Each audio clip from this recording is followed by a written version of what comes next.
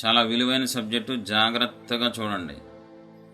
యెషయా గ్రంథం 43:7 నా మహిమ నిమిత్తము నేను సృజించిన వారిని, నా నామము పెట్టబడిన వారినందరినీ తెప్పించుము. నేనే వారిని కలుగజేసి తిని, వారిని పుట్టించిన వాడను నేనే. దయచేసి ప్రతి ఒక్కరూ గుర్తుపెట్టుకోవాలి, విలువైన సబ్జెక్ట్ ఇది.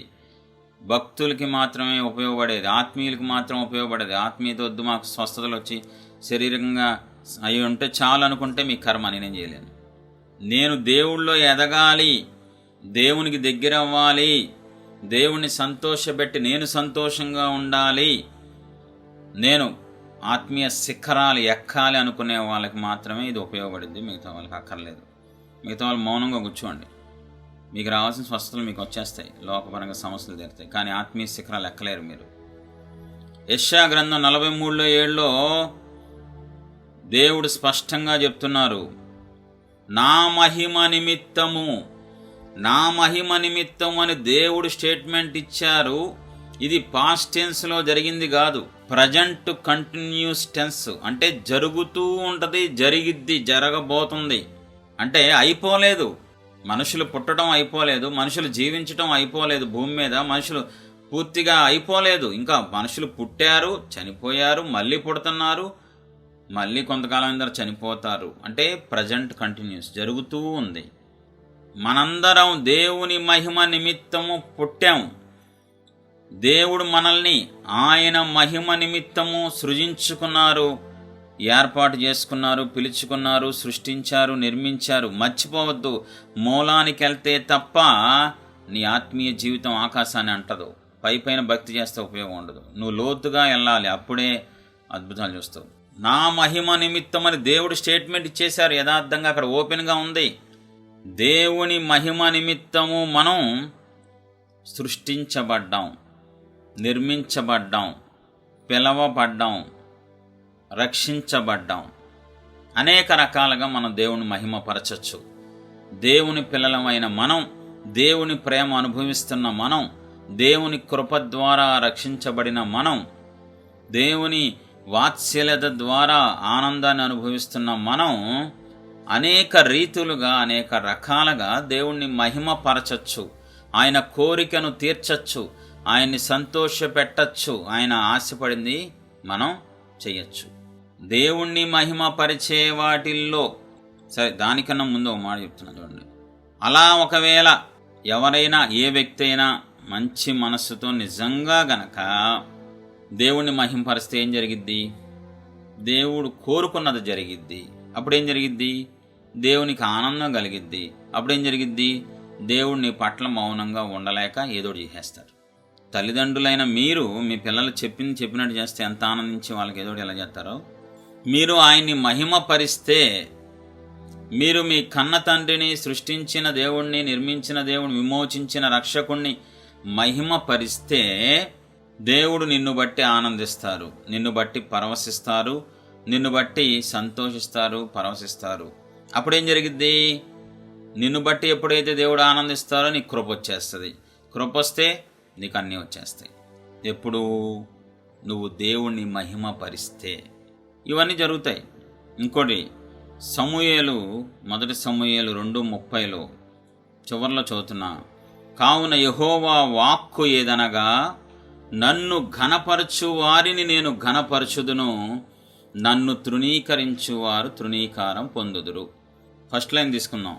కావున యెహోవా వాక్కు ఏదనగా, నన్ను ఘనపరచు వారిని నేను ఘనపరిచేదను. నన్ను ఎవరైతే భూమి మీద ఘనపరుస్తారో, నా నామాన్ని ఎవరైతే హెచ్చిస్తారో, నన్ను ఎవరైతే హెచ్చిస్తారో వాళ్ళని నేను ఘనపరుస్తా. దేవుణ్ణి మనం ఘనపరిచేది సముద్రంలో ఒక బొట్టు అయితే దేవుడు మనల్ని సముద్రం అంతా హెచ్చిస్తారు. ఎందుకంటే ఆయన చేయి పెద్దది, మన చేయి చిన్నది. ఆలోచించండి ఒకసారి. ఆయన దేవుడు, మనం మనిషి. మనం 6 అడుగులు ఉంటాం, ఆయన 6,06,00,000 అడుగులు ఉంటారు.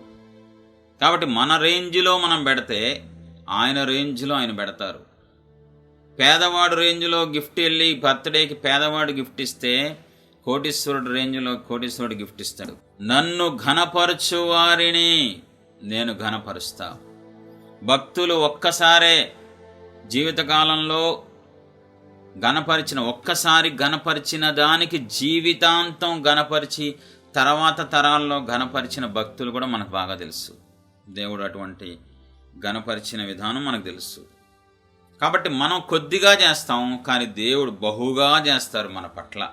అక్కడ స్పష్టంగా ఇదే యెహోవా వాక్కు ఏంటది? ఏదనగా నన్ను ఘనపరచు వారిని నేను ఘనపరుస్తా. నువ్వు ఘనపరిస్తే ఏముంది? నీ బొంద మట్టి మనిషి, నువ్వు ఘనపరిస్తే ఏ రేంజ్లో ఉంటుంది?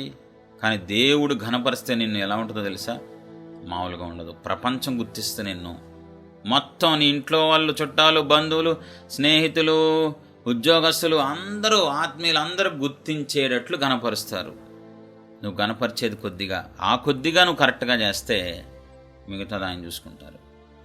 నువ్వు ఆయన మహిమపరిస్తే, నిజంగా మహిమపరిస్తే ఆయన నిన్ను మహిమపరుస్తారు. నువ్వు నిజంగా ఆయన ఘనపరిస్తే ఆయన నిన్ను ఘనపరుస్తారు. మనందరం దేవుని మహిమ నిమిత్తమే సృష్టించబడ్డాం. అంతేగాని నీ ఇష్టం వచ్చినట్టు పుట్టి, నీ ఇష్టం వచ్చినట్టు పెరిగి, నీ ఇష్టం వచ్చి తందనాలాడి, నీ ఇష్టం వచ్చినట్టు బ్రేక్ డ్యాన్స్ ఆడటానికి దేవుడు నిన్ను పుట్టించలా. నీకు నువ్వుగా పుట్టలా, నాకు నేనుగా పుట్టలా. దేవుని చేత మనం సృష్టించబడ్డాం, మనం సృజించబడ్డాం. మనలో ఉన్న జీవం దేవునిది. నువ్వు నిజంగా దేవుని బిడ్డవైతే, నువ్వు నిజంగా బాప్తిసం పొంది ఆయన సహవాసంలో ఉన్న వ్యక్తివైతే, నువ్వు నిజంగా సార్వత్రిక సంఘంలోకి వచ్చి మెంబర్గా ఉన్నట్లయితే నువ్వు దేవుణ్ణి మహిమపరచాలి, దేవుణ్ణి ఘనపరచాలి. అది దేవుడు నీ దగ్గర నుంచి కోరుకుంటున్నారు. అపోస్తల కార్యంలో 1:8 అయినను పరిశుద్ధాత్మ మీ మీదకి వచ్చినప్పుడు మీరు శక్తి నొందెదరు. కనుక మీరు యెరూషలేములోను యూదయ సమరయ దేశముల యందంతటను భూదిగంతముల వరకును నాకు సాక్షులయుందురు అని వారితో చెప్పాను. నాకు సాక్షులయుందురు. యేసయ్య చెప్పిన మాట. ఆయనకి సాక్షులుగా ఉందురు, ఆయనకి సాక్షులుగా ఉండాలి. దేవుని మాట ఇది. అక్కడేమో నా మహిమ నిమిత్తం నేను సృజించానని అక్కడ డైరెక్ట్గా దేవుడే చెప్తున్నారు. ఇక్కడేమో నాకు సాక్షులుగా ఉండాలి మీరని ఇక్కడ చెప్తున్నారు. ఇంకో చోటేమో ఎవరైతే నన్ను మహిమపరుస్తారో, ఎవరైతే నన్ను ఘనపరుస్తారో వాళ్ళని నేను మహిమపరుస్తాను, వాళ్ళని ఘనపరుస్తాను అంటున్నారు. దేవుడు ఘనపరిస్తే ఏ రేంజ్లో ఉంటుందండి? దేవుడు హెచ్చిస్తే ఎలా ఉంటుందండి? ఒక దేశపు రాజు మొర్దెకైని హెచ్చిస్తేనే అంత ఘనంగా గుర్రం మీద ఎక్కించి దేశం అంతా దండోరా ఏపిచ్చి ఘనపరిస్తే, సర్వలోకానికి చక్రవర్తి ఘనపరిస్తే ఎలా ఉంటుందండి? సర్వ సృష్టికర్త ఘనపరిస్తే ఎలా ఉంటుందండి? జీవాధిపతి, ప్రపంచాలని తన మహత్వ గల మాటతో కలగజేసిన దేవుడు ఒకవేళ నిన్ను ఘనపరిస్తే అది ఏ రేంజ్లో ఉంటుంది? ఊహించుకో ఒకసారి. నువ్వు ప్రపంచం అంతా వెళ్ళి ఘనపరచలేవు, నీకంత సీన్ లేదు. నువ్వు నీ ప్లేసులో ఉండి ఘనపరుస్తావు, నీ ఏరియాలో ఉండి ఘనపరుస్తావు, ఒకవేళ అటు ఇటు తిరిగి 4 చోట్లకి వెళ్ళి ఘనపరుస్తావు. కానీ ఆయన నిన్ను ప్రపంచానికి చూపిస్తారు. నువ్వు కొద్దిగా చేస్తే ఆయన బహుగా చేస్తారు. ఆ కౌంట్ చెప్పడానికి భూమి మీద ఏ సేవకుడి వల్ల అవ్వదు. నువ్వు భక్తిలో ఎదగాలంటే, నువ్వు దేవుడిది ఇంకా దగ్గర అవ్వాలంటే, కార్యాలు చూడాలంటే, దేవుని కార్యాలు, దేవుడు మహిమను అనుభవించాలంటే, నీ ఆత్మీయ శిఖరాలు రోజురోజుకి పైకి వెళ్ళాలంటే నువ్వు చేయాల్సిన పని ఒకటే, నువ్వు దేవుణ్ణి మహిమపరచాలి. నీ కన్న తండ్రిని ఘనపరచాలి, నువ్వు ఆయన మహిమపరచాలి. అప్పుడు ఉంటుంది నీ ఆత్మీయ జీవితం అమోఘంగా, అద్భుతంగా, ఆశ్చర్యంగా ఉంటుంది. అయితే వాటిల్లో దేవుణ్ణి మహిమపరిచే విషయంలో, దేవుణ్ణి ఘనపరిచే విషయంలో ఒకటి, అలాంటి వాటిల్లో ఒక విధానాన్ని, ఒక పద్ధతిని మీ ముందు పెట్టాలని ఆశపడుతున్నాను. 1 సమూయేలు 17:34 నుంచి జాగ్రత్తగా చూడండి. అందుకు దావీదు సౌలుతో ఇట్లనెను, మీ దాసుడనైన నేను నా తండ్రి యొక్క గొర్రెలను కాయుచుండా సింహమును ఎలుగుబంటియును వచ్చి మందలో నుండి ఒక గొర్రె పిల్లను ఎత్తుకొని పోవుచుండగా నేను దానిని తరిమి చంపి దాని నోట నుండి ఆ గొర్రెను విడిపించి తిని, అది నా మీదకి రాగా దాని గడ్డము పట్టుకొని దానిని కొట్టి చంపి తిని, మీ దాసుడనైన నేను ఆ సింహమును ఎలుగుబంటిని చంపి తినే. జీవము గల దేవుని సైన్యములను తిరస్కరించిన ఈ సున్నతి లేని ఫిలిష్తీయుడు వాటిలో ఒక దాని వలె అగుననియు. ఇది ఇంపార్టెంట్. 37వ వచనం ఇప్పుడు నేను చదువుతున్నాను. ఇది చాలా ఇంపార్టెంట్ అండి. 37 సింహము యొక్క బలము నుండి ఎలుగుబంటి యొక్క బలము నుండి నన్ను రక్షించిన యెహోవా. వెళ్ళిపోయింది మొత్తం, క్రెడిట్ అంతా దేవునికి వెళ్ళిపోయింది, ఇచ్చేశాడు. సింహము యొక్క బలము నుండి ఎలుగుబంటి యొక్క బలము నుండి నన్ను రక్షించిన యెహోవా ఈ ఫిలిస్తీని చేతిలో నుండి కూడాను నన్ను విడిపించుననియు చెప్పానబ్బా. అందుకే దావీదంటే ఇష్టం అండి. పాస్ట్ టెన్స్లో దేవుని మహిమపరిచేశాడు, జరగబోయే విషయంలో కూడా, ఫ్యూచర్లో కూడా దేవుని మహిమపరిచేసి ఇంకా చంపలేదు, గొల్లియాతు దగ్గరికి వెళ్ళలేదు, గొల్లియాతు దగ్గరికి వెళ్తానికి ఇంకా సౌలు ఒప్పుకోలేదు. అయినా కూడా ముందే చూసారా ఆ స్టేట్మెంట్, చూసారా? ఈ ఫిలిస్తీని చేతిలో నుండి కూడాను నన్ను విడిపించును అని చెప్పాను. దేవుని మహిమపరిచేస్తున్నాడు, దేవుని గణపరుస్తున్నాడు. అక్కడ సందర్భం ఏమీ లేదు. గొలియాతుకి ఎలుగుబంటికి ఇవన్నీ ఎందుకు గుర్తు చేసుకోవాలి? అవసరం లేదు అక్కడ. కానీ దావీదుకున్న ఒక గొప్ప లక్షణం ఏంటంటే దేవుణ్ణి గణపరుస్తాడు. దావీదుకున్న ఒక గొప్ప ప్రాముఖ్యమైన లక్షణం, ఒక మంచి లక్షణం ఏంటో తెలుసా? తన దేవుణ్ణి మహిమపరుస్తాడు. ఆ సందర్భాన్ని అక్కడ క్రియేట్ చేస్తాడు, అక్కడ తెచ్చుకుంటాడు కావాలని. ఎందుకంటే దేవుణ్ణి దావీదు ప్రేమిస్తున్నాడు కాబట్టి, ప్రేమించాడు కాబట్టి, ప్రేమించిన దేవుణ్ణి సందర్భంలోకి, సీన్లోకి తీసుకొచ్చేస్తున్నాడు. రాజా గొల్లియాతుని చంపడానికి నేను చంపుతాను ఏదో అని చెప్పచ్చు కదండి. అక్కడ సందర్భం ఏముంది? రాజా నీకో విషయం చెప్పాలి, రాజుగారు మీకో విషయం చెప్పాలి. చెప్పు, ఏం జరిగింది చెప్పనా? కొంతకాలం కిందట సింహం వచ్చింది, ఎలుగుబంటి వచ్చింది, దేవుడు నాకు శక్తినిచ్చారు. వెళ్ళిపోయింది దేవునికి మహిమ. ఎప్పుడైతే సౌలు దగ్గర దేవుడి నామాన్ని తీసుకొచ్చాడో, ఎప్పుడైతే దావీదు దేవుడికి మహిమను, ఎప్పుడైతే సౌలు దగ్గర దేవుణ్ణి ఘనపరుస్తున్నాడు, సౌలు దగ్గర దేవుణ్ణి మహిమపరుస్తున్నాడు, దేవుడి శక్తిని హైలైట్ చేస్తున్నాడు దావీదు. అది సీక్రెట్. దావీదు భక్తిలో సీక్రెట్ ఏంటంటే, దావీదు అంచెలంచెలుగా అంత పైకి వెళ్ళిపోవడానికి కారణం ఏంటంటే, దావీదు దేవుడు మనసును గెలుచుకోవడానికి గల కారణం ఏంటంటే, కావాలని తెచ్చి మరి దేవుణ్ణి మహిమపరుస్తాడు సందర్భాన్ని. అక్కడ దావీదేమో సందర్భాన్ని తెచ్చుకొని మరి దేవుని మహిమపరుస్తున్నాడు, సందర్భాన్ని తెచ్చుకొని దేవుని కనపరుస్తున్నాడు. ఈరోజు సిగ్గులేని క్రైస్తవులు, క్రీస్తు రక్తం చేత కొనబడిన వాళ్ళు, మేలులు పొందుకుంటూ, అద్భుతాలు చూస్తూ, ఆశ్చర్యకార్యాలు చూస్తూ నోరు తెరవని మోగవాళ్ళుండిపోయారు మన మినిస్ట్రీలో. నోరు తెరవరు, సాక్ష్యాలు చెప్పరు. ఎందుకంటే వీళ్ళకి నోరు పోయింది, నోరు పడిపోయింది. కాబట్టి మనం ఏం చేస్తాం? దేవుడి స్తోత్రం, మనం ప్రార్థన చేయాలి వాళ్ళ కోసం. సిగ్గు లేదండి, సిగ్గు లేదా? నీకోసం ఇంటర్నేషనల్ మినిస్ట్రీలో దేవుడు స్థానం ఇచ్చి, నీకు స్వస్థతలు ఇచ్చి, డెలివరెన్స్ ప్రేయర్లో నీకు కార్యాలు చేసి, అద్భుతాలు చేస్తే ఉన్నట్టు బయటకు వచ్చి నువ్వు దేవుణ్ణి మహిమపరచలేవా? దేవుణ్ణి ఘనపరచలేవా? సమరయ స్త్రీ వెళ్ళి ఘనపరుస్తుందండి దేవుణ్ణి. వాళ్ళు అడిగారా ఎక్కడికి వెళ్ళొచ్చామని? ఈవిడే వెళ్తుంది. ఎందుకో? దేవుణ్ణి హెచ్చించడానికి, తన పట్ల మేలు చేసిన దేవుణ్ణి ఘనపరచడానికి, తన స్వభావాన్ని మార్చిన దేవుణ్ణి హెచ్చించడానికి ఈవిడే వెళ్తుంది. అక్కడ దావీదు తనకు తానుగా సబ్జెక్ట్ తీసుకొస్తున్నాడు సందర్భాన్ని. తెలుసా రాజుగారు? వాళ్ళండి.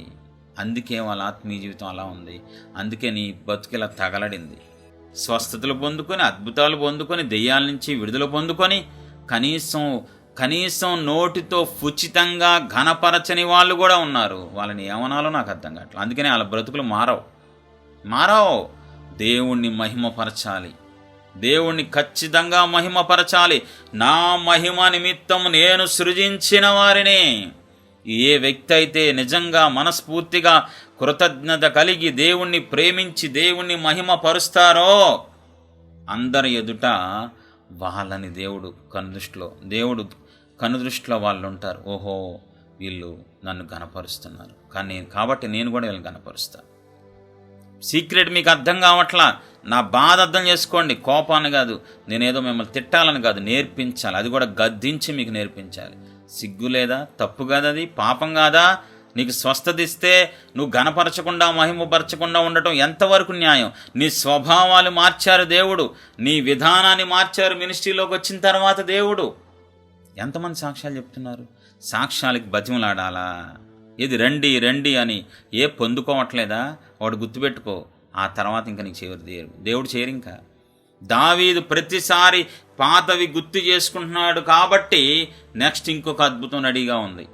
ఆ 2 అద్భుతాలు గుర్తు చేసుకొని దేవుణ్ణి మహిమపరిచాడు కాబట్టి 3వ అద్భుతం జరిగింది గొల్లియాతు విషయంలో.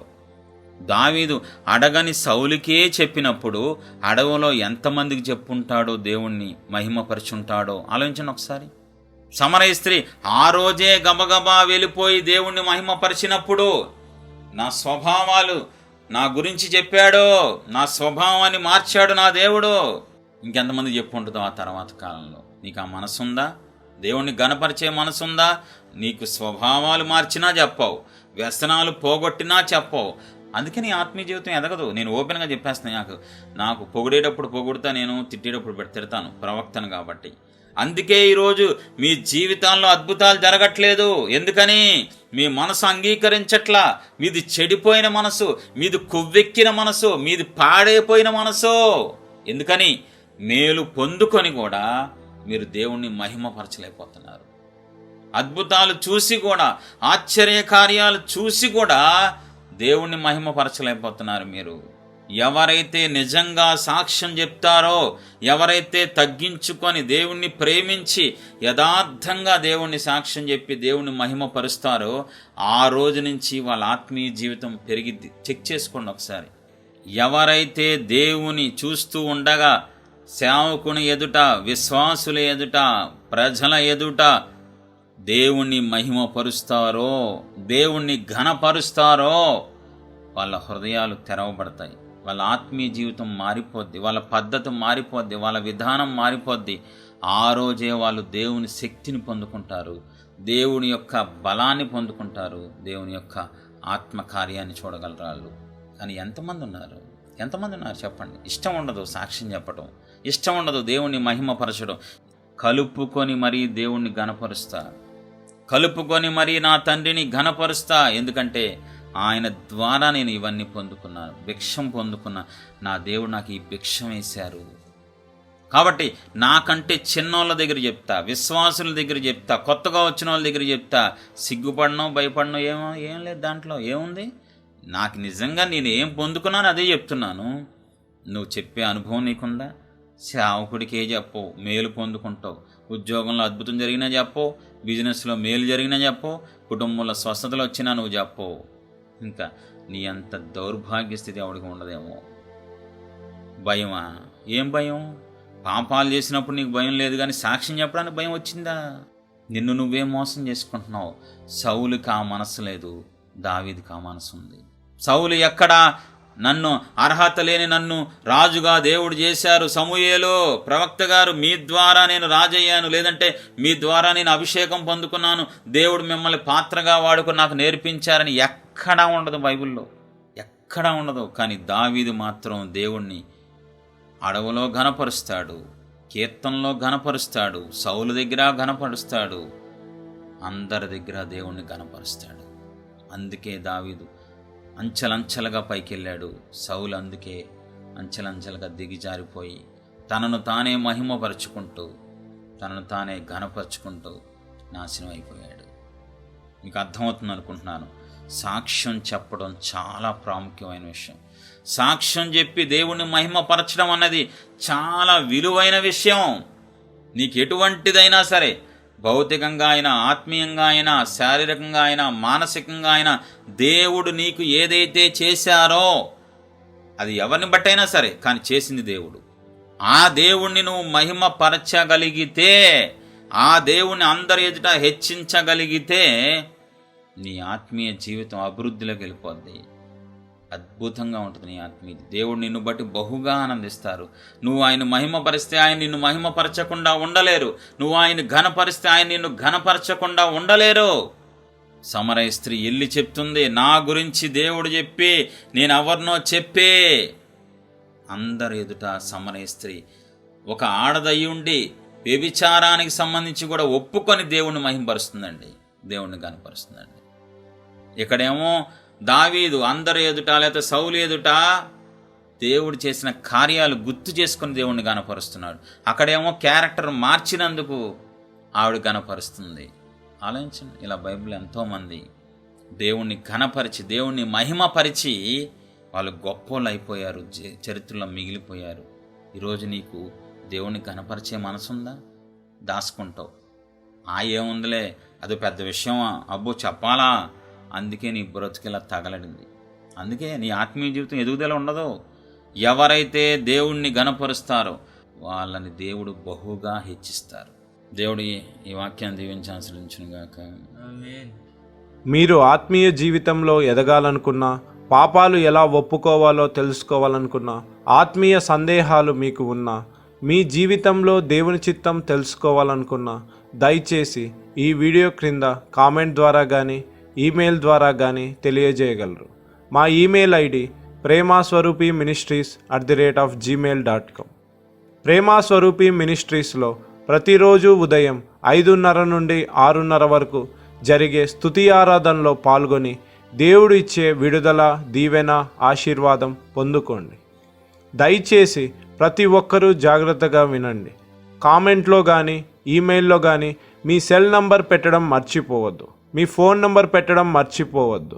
మేము ప్రార్థన చేసి దేవుని చిత్తంలో ఉన్న ప్రతి ఒక్కరికి ఖచ్చితంగా మేమే ఫోన్ చేస్తాము. అనేక మందికి ఈ వీడియో షేర్ చేసి దేవుడిచ్చే ఆశీర్వాదం పొందుకోండి.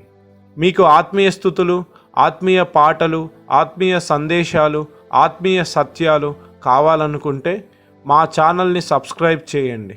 మా ఛానల్ నోటిఫికేషన్స్ కొరకు బెల్ని క్లిక్ చేయండి. దేవుడు మిమ్మల్ని దీవించి ఆశీర్వదించునుగాక. ఆమెన్.